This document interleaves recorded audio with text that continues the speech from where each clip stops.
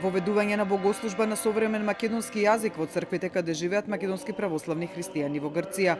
Ова барање до Вселенскиот патријарх Вартоломеј го упати партијата на македонското малцинство во Грција Виножито со писмо во кое се наведува јазичната посебност на македонските православни христијани, граѓани на Грција.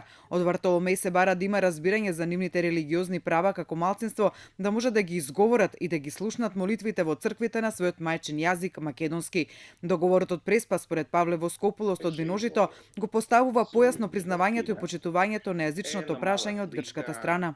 Кога станува збор за еден таков договор, се им одредена тежина и кога јасно Грција веќе признава и почитува македонски јазик, како што е во овој договор, не се дава простор и за нас уште по-агресивно и позитивно да делуваме со нашите активности, наметнување на македонскиот јазик од една страна и од друга страна, да ви кажам, сметаме ќе биде позитивно и за самата Грција почитување на македонскиот јазик, чекор кон проширување на демократијата.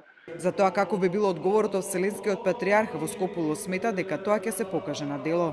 Знаеме дека екстремната страна на грчкиот национализам, најекстремното изразување е секако Грчката православна црква.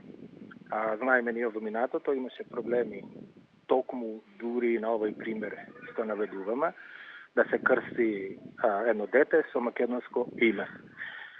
Не мислиме дека е исклучиво поврзано овој договор со признавање на верските традиции, но се дава повод да се делува позитивно дури на ова верската насока.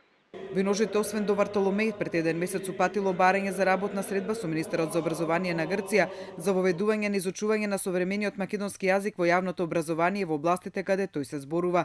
Партијата вакво барање има упатено до секој министер за образование во изминатите 15 години, но досега без одговор. Пред неколку дена отишле чекор понатаму и за време на посетата на министерот на Лерин побарале средба на лице место, но биле игнорирани. Воскопулос вели дека Виножито ќе продолжи со барања за образовни реформи во Грција, барем минимум на јазично ниво.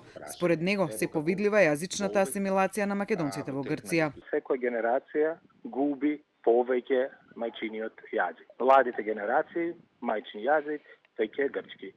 Постарите генерации се уште македонски.